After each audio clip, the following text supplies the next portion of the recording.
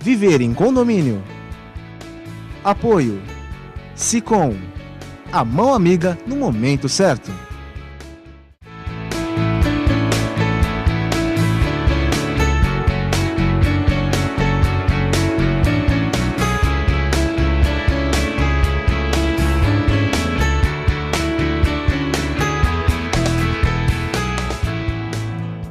Olá, meus amigos, estamos iniciando mais um programa Viver em Condomínio aqui na TV Com, canal 11 da NET. Muito obrigado pelo seu prestígio, pela sua participação conosco, sempre lá no Facebook, mandando as suas perguntas, participando, dando opiniões, também através do Sicom, mandando também as suas mensagens lá. Sempre nós estamos ligados em tudo que você escreve, em tudo que você coloca lá e queremos fazer um programa para você e para te atender.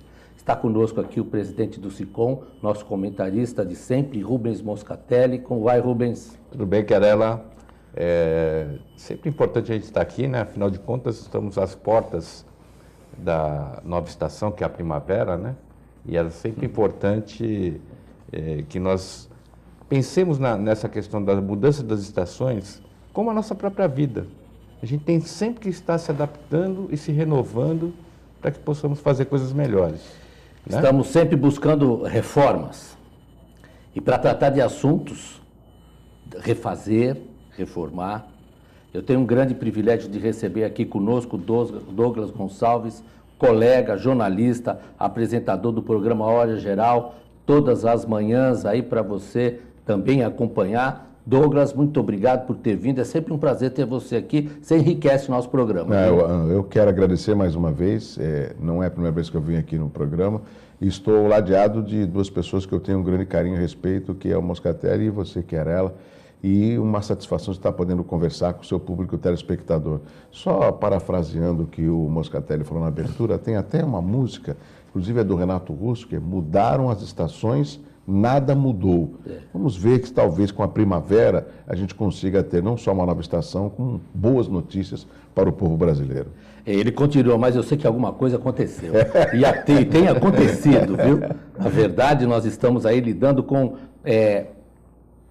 está a vizinha... Na verdade, o que eu penso é que está por vir. Sim. Se avizinha uma mudança no país e uma mudança necessária. Então...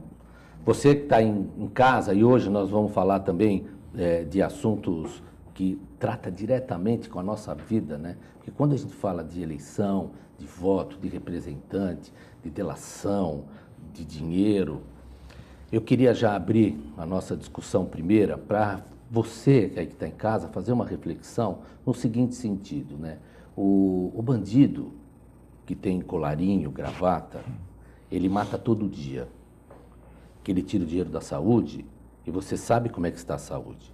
Ele tira o dinheiro da educação, porque quer ver que as pessoas continuem sem opinião própria, sem formar um juízo adequado. Esse é o pior ladrão. E aí nós estamos vivendo com isso no nosso país, e essa parte ruim tem que ser extirpada. Nós temos que acabar com isso.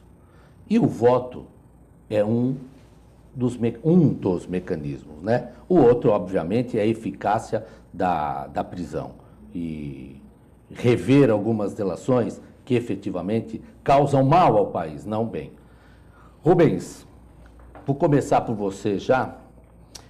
O assunto do nosso programa é um assunto que temos que refletir mesmo. Lógico. E nós estamos vivendo momentos de grande incerteza, onde as três instituições hoje estão por um fio. Eu falo do Executivo, eu falo do Legislativo e também do Judiciário, porque a bomba bateu lá no Supremo Tribunal Federal, e aí? Nós vamos correr para onde? Diz um grande sociólogo, filósofo contemporâneo, o Karnal, que enquanto existir humanidade vai existir corrupção.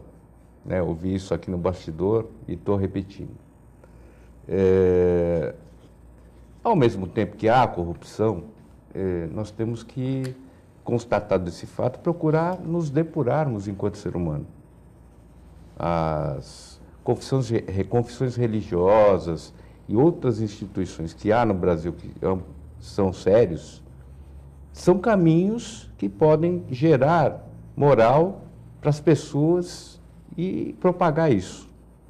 Mas acontece que nós temos vivido também a realidade colocada pelas nossas mídias sociais, pela televisão, pelo rádio, que é muito crua, é uma coisa que leva ao cidadão comum à desesperança, muitas vezes. Ele fala assim, poxa, mas eu trabalho de sol a sol, segunda a segunda, não tenho folga, e de repente eu fico sabendo que uma pessoa que é doutor, mas não necessariamente doutor, né, mas é um doutor que tem dinheiro, tem um esconderijo lá com milhões de reais, como você bem disse, dinheiro que poderia estar sendo investido não só na saúde, na educação, mas numa melhor condição estrutural das pessoas. Isso é lamentável, isso é uma coisa que não tem parâmetro. Eu lembrei aqui de alguns clássicos da literatura mundial, inclusive. Dostoiévski escreveu Crime e Castigo. Se você ler esse livro, você vai ver que a Rússia, lá da época do czar, é mais ou menos parecido com nós aqui agora. Mas na época do czar não tinha internet. Então também tem esse aspecto de propagação cada vez maior. A notícia ela tem que correr o mundo rapidamente. A gente tem que ter parâmetros. O Douglas caminha no mesmo pensamento? Eu quero trazer até uma discussão mais para o nosso dia a dia.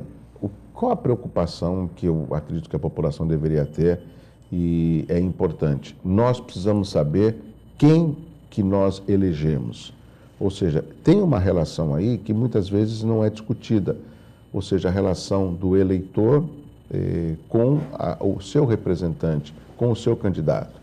Muito rapidamente você, telespectador, vai entender. Eu quero eleger um bom lugar que eu possa almoçar com a minha família. Então, a gente discute antes, conversa antes, que a gente pode colocar que seria uma forma de fazer política. Às vezes a esposa quer um restaurante, às vezes o filho quer outro. Então, vamos nesse restaurante, depois, na outra semana, a gente vai no outro, ou a gente arruma um outro momento e a gente vai. Isso é uma forma de diálogo, que eu acho salutar. Mas a gente acaba elegendo um bom restaurante que todos acabem gostando. Nós elegemos, por exemplo, um presidente de um clube, né? Eu acho que esse presidente do clube que eu torço, ele é um bom presidente, ele está preocupado com a política dentro do clube.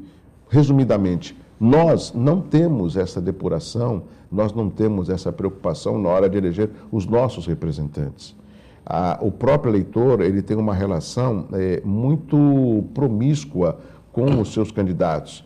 Porque se ele vê que o político ele é envolvido nas facilidades, em determinadas falcatruas, e não sou eu quem digo, a imprensa está mostrando isso diariamente, o eleitor pensa assim, eu vou votar em você, Carela, mas aí, o que você vai me arrumar em troca? É uma relação que eu acho totalmente danosa, mas é o que foi divulgado no nosso Brasil. E quem que pode mudar isso? Nós. Como? Eu voto em você. Quais são os seus projetos? Quantos partidos você participou? Você é a favor do desarmamento? Você é a favor do voto distrital? Você é a favor de políticas públicas que envolvam a minha cidade? Por exemplo, eu moro em Santos, eu quero saber há quanto tempo que não tem um projeto habitacional? O senhor pode me ajudar com relação ao projeto habitacional? Ou seja, são indagações que nós não observamos e não assistimos do eleitor com relação àqueles que estão postulando um cargo público. Eu acho interessante esse posicionamento, né, que o Douglas nos coloca, e você que está nos assistindo faz uma análise, porque o que me parece, num primeiro momento, é que o voto ele se torna individualizado nas questões do que você me oferece. Exato. E o que eu posso tirar de você. E não é isso que representa o voto. O voto consciente representa algo que é para uma comunidade. Inclusive, tirando raríssimas exceções em relação aos próprios políticos, essa estrutura de divulgação também é permeada com essas situações. Ou seja, eu quero procurar, hoje em dia ninguém tem mais paciência de ver horário eleitoral gratuito. Se você pegar a eleição municipal, tem, sei lá, 500 candidatos, não dá tempo de você conferir... Foram 474 no ano passado. Então, não dá para você conferir com qualidade qual é a plataforma de cada um desses Não vereadores. Não, quando você vai conferir, você confere.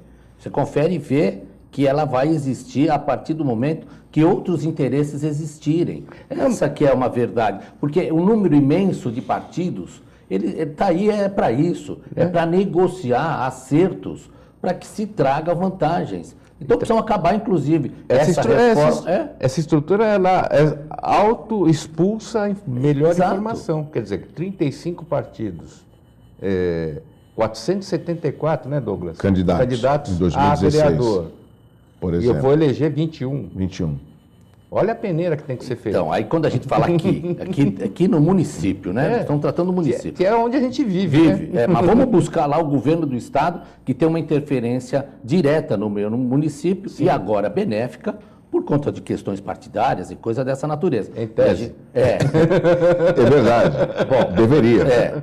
Né? Não vamos nem falar da campanha presidencial, que essa ainda vai ter muita surpresa agradável, bem agradável para uns e totalmente desagradável para outros. Mas que essas surpresas, elas vão vir. E eu queria até aqui um detalhe colocar, não sei me estender. Eu acho curioso um prefeito, o Dória, né?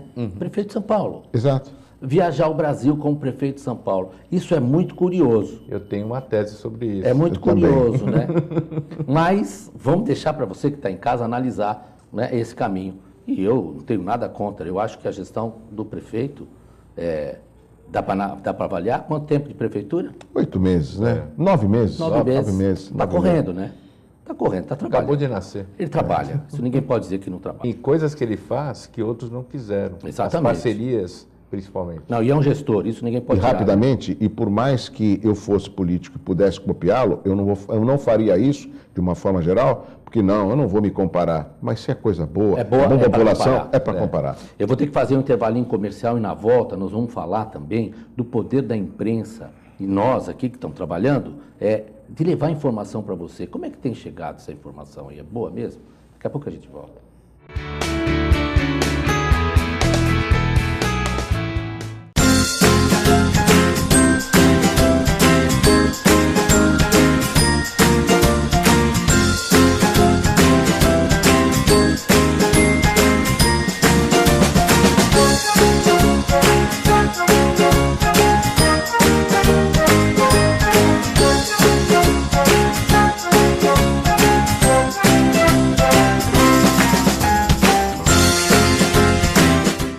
A AC Serviços é uma empresa que se dedica à prestação de serviços especializados em condomínios, administradoras, indústrias, entre outros. Terceirize sua mão de obra especializada com a AC Serviços. Você ganha tempo para pensar no mais importante, sua gestão. Nossos serviços são exemplos de ações e soluções práticas, com padrões de atendimentos personalizados que garante aos nossos clientes a eficiência e a boa aparência dos nossos funcionários.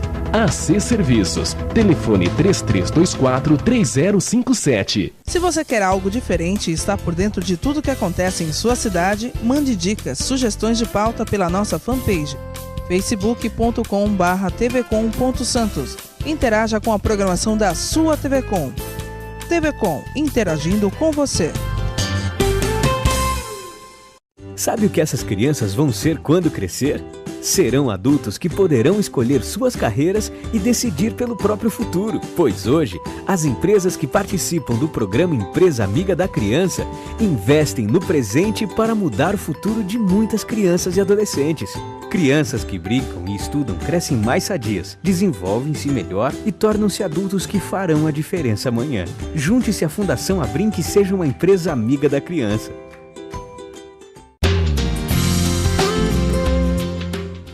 Apoio ACESP, Associação dos Canais Comunitários do Estado de São Paulo.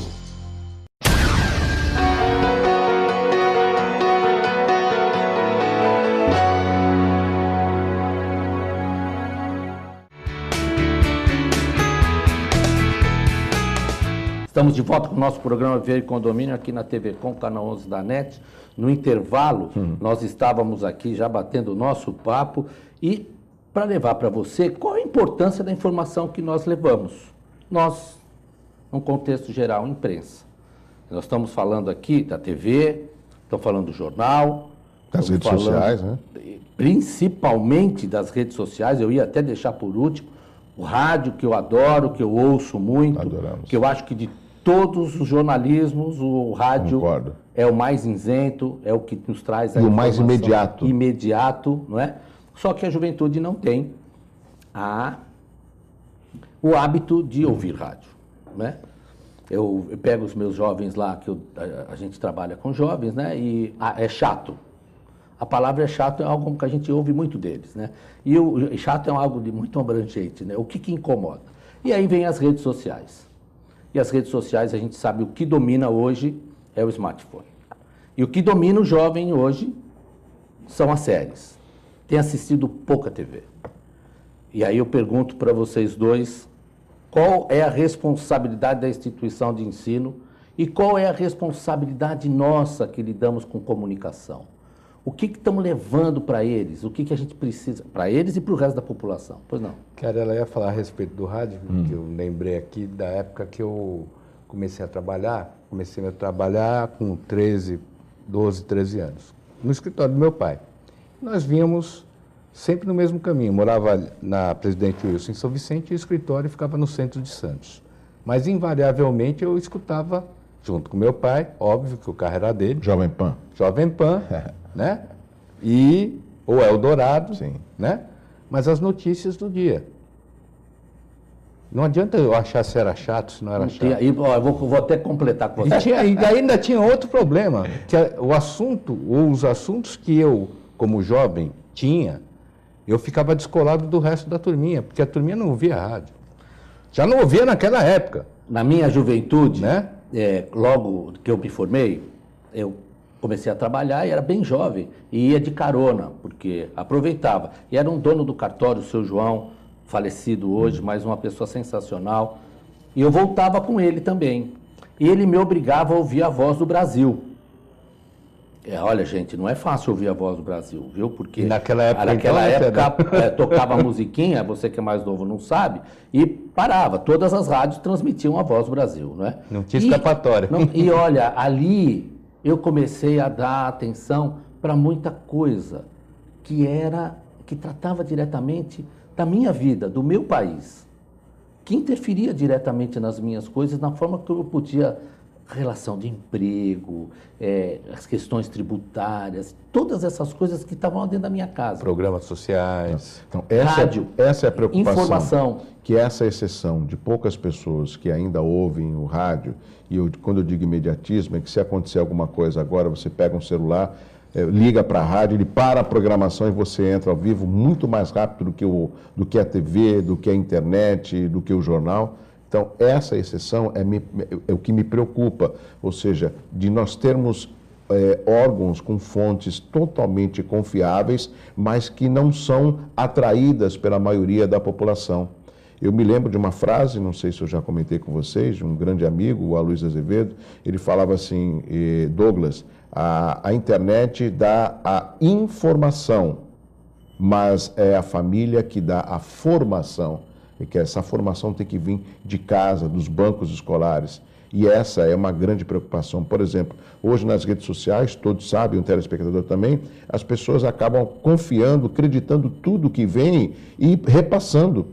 Eu, ultimamente... Que é o pior, né? Eu, ultimamente, tenho recebido, exato, no WhatsApp um monte, veja aqui o que está acontecendo no Maranhão, ou se não um emprego, a Coca-Cola está admitindo 300 pessoas, aí eu pego ali, vou no Google rapidamente, boato, aí eu coloco para essa pessoa. Eu falo, pô, você viu que é boato? Ah, não sei, mandaram para mim, eu estou repassando. Olha o perigo. Sempre assim. Entendeu? Você tem que, pelo menos, averiguar, checar se vale a pena. Mas nós temos um fenômeno hoje que nós estamos vivendo, e aí o jornalista, ele tem um trabalho dobrado, né? Entrou para o dicionário Oxford em 2016, a palavra pós-verdade, mais usada. E o termo pós-verdade significa que uma mentira reiterada, que é exatamente isso que nós temos visto nas redes sociais, vai se reiterando, disseminando, replicando, torna-se uma verdade, que efetivamente não é, e aí vem a pós-verdade, que é a desconstrução dessa mentira. É muito mais trabalhoso, porque ela vai gerando e vai tornando, vai gerando danos e expectativas. E até que ponto essas informações, elas têm uma influência política? Muito. Então, é muito. Isso que a gente tem que começar a trabalhar.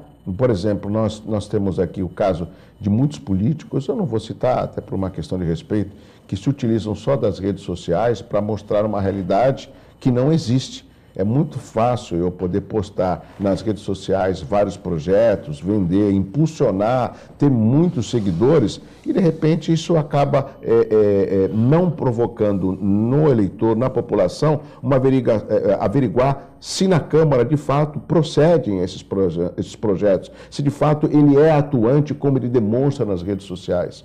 Essa é uma forma de vender. Óbvio que o Obama, quando ganhou a eleição, ele foi ajudado muito pelas redes sociais, mas não podemos comparar o efeito das redes sociais nos Estados Unidos, uma potência, uma população altamente culta, se comparado ao nosso Brasil, né? Aí eu acho que nós temos que prestar um pouco atenção. Não é tão fácil assim você acreditar em tudo aquilo que você vê. E isso acaba tirando uma forma de comodismo. Eu não preciso checar porque eu vi no Facebook. Você viu, Querela? Eu vi. Então, você não acredita? Não, eu quero checar, eu quero ver. E isso também depende de todos nós. Nós já tivemos esse mesmo fenômeno relatado várias vezes com relação à própria TV. Quando você divulga uma notícia, se você não checou a fonte, simplesmente você lança a honra, a boa fama de alguém. Escola base. Escola base. E não tinha redes sociais naquela época. Né? Imagina se tivesse. Houve a escola base foi um exemplo que se usa. Nossa. Inclusive, eu utilizo nas minhas palestras quando eu vou falar de redes sociais. Sim. Porque foi realmente algo que não tinha o alcance que... Não. Mas a discussão que nós estamos tendo aqui é muito importante na medida em que a gente tem que, principalmente para a juventude, mostrar que é importante o conhecimento. Não só a informação, como falou o Douglas. Informação, ela é internalizar a formação. Olha, o que é interessante a gente começar a ter uma análise concreta... Com certeza. É que nós somos muito mais emissores hoje. Sim. A gente quer mais emitir do que receber. Então, e todos... E quando a gente fala em redes sociais, nessa massa de informação, né, é informação que vem desacompanhada de conteúdo, de conhecimento. É como se você comesse um prato enorme de comida sem mastigar nada. Eu faço uma comparação você entendeu? também. Mais ou menos isso. Eu faço uma comparação também, Querela, com a pretensão que nós temos na nossa Constituição de garantir a todo brasileiro o direito à educação de qualidade. Constitucional. Está na Constituição. Sim. Só que é uma utopia. Concorda comigo? É impossível, pelo menos eu não consegui ainda formular uma maneira disso chegar, de que a qualidade seja a mesma para aqui, para Santos e para São Luís do Maranhão. Mas, por exemplo... Primeiro porque eu tenho profissionais diferentes. Deixa eu botar um pitaco nisso aqui. Não, primeiro porque eu tenho profissionais diferentes, condições sociais diferentes e... Não necessariamente, isso está sendo buscado pelo Ministério, não posso negar que não, o mesmo currículo. Mas o que eu penso, que aí nós voltamos ao início do nosso programa. Sabe por quê? Porque nós estamos falando de um gestor único. Sim. Estamos falando da União. Começa ali, porque nós vamos ficar com dotação, nós vamos colocar... Tudo que é discutido lá, isso recai nos aqui, estados, porque municípios. nós vamos dividir os recursos, não é? E além de divisão de recursos, nós vamos o quê? Trabalhar de forma austera para cobrar daqueles que estão assumindo cargos no governo, todos os cargos de governança, lá na União, lá no governo estadual e lá no municipal. Agora, quando a gente percebe e sabe que o que alavanca o nosso país é um país onde tem gente estudando, onde tem gente ganhando conhecimento, para discernir entre o certo, o errado, o que é bom, o que é ruim, né? Eu me deparo com 3 bilhões de reais separados para custear a campanha política. Ainda bem que não passou, né? Então, de má qualidade. Mas não passou, mas investiu-se nisso. Não, opa, chegaram a lançar, de repente, então, se ninguém reclamasse... Cadê a questão moral nessa Não. história? Então, cadê a preocupação aqui, gente? Quero falar direto, não é com você, não é comigo. A preocupação são com eles mesmos. Exato. Isso nós vamos precisar mudar. Carela, tem outro detalhe muito interessante. Poxa, há quanto tempo já se sabe que para você mudar a lei eleitoral... Nós temos só mais 1 minuto e meio para estar na orelha deles. Né? Mas é rápido. Veja só, há quanto tempo se sabe que para mudar a lei eleitoral tem que ter no mínimo 1 ano antes do pleito? Prefeito. Há quanto Isso. tempo? Mais de 20 anos. Isso. Sim. Pois é, deixa para o último ano. Então, e tem mais, hein? E não se discute. Esses futuros candidatos aí, em abril, se estão exercendo cargo público, Todo mundo sai fora. todo mundo sai fora. Não, e acredito também que esse distritão não passe, não tem tempo hábil, né? Eu acho que são poucas as mudanças, mas o importante, se estamos chegando no final, só há uma arma que você, telespectador, não pode desprezar, que é através do voto. Pergunte, instigue, debata, entendeu? Essa é a função. E depois acompanhe, porque falar e postar é muito fácil. A realidade é bem diferente. Olha, eu ainda gostaria de ver movimentos nas ruas com bandeiras verde e amarelo. Não queria mais ficar vendo tanta bandeira vermelha, tanta. O país precisa do verde e do amarelo. E aí essa dicotomia que tem existido nas questões partidárias tem atrapalhado sobremaneira, e isso é interesse. Rubens, as suas considerações finais. O programa passou muito rápido, Douglas vai voltar mais vezes. E a gente pode levar essas questões que nós trouxemos aqui hoje para dentro do condomínio também. Para você escolher o síndico, escolher o conselheiro. Não porque a pessoa tem a intenção apenas de ser síndico ou de ser seu representante, mas pelo caráter, pela forma como ela se apresenta. A mesma coisa com o político. Perfeito. Muito Se obrigado. ele fizer dessa forma. Obrigado, Carela. Obrigado. Muito rapidamente, o que o Moscatelli falou é fundamental, telespectador. É você quem elege o seu síndico. É você quem elege o seu vereador, é você que elege o seu prefeito, seu deputado, ou seja, então saiba valer o ato de eleger, né? Isso é fundamental. E eu vou mais adiante, né? Em todas essas questões, até em algumas denominações, em algumas igrejas, também se vota, também se escolhe. Eu sou um homem que tem muita esperança no meu país. Eu amo o meu país e luto pelo meu país e pela juventude do meu país. Mas eu também quero deixar um recadinho para você, que feliz é a nação cujo Deus é o Senhor. A gente tem que buscar mesmo ter esperança e caminhar nesse caminho de acabar com o êxodo, com essa história de muita gente querer sair do nosso país para tentar a vida lá fora. Vamos lutar para cá, tem muito jovem que precisa da gente ainda. Fiquem com Deus, até a próxima oportunidade.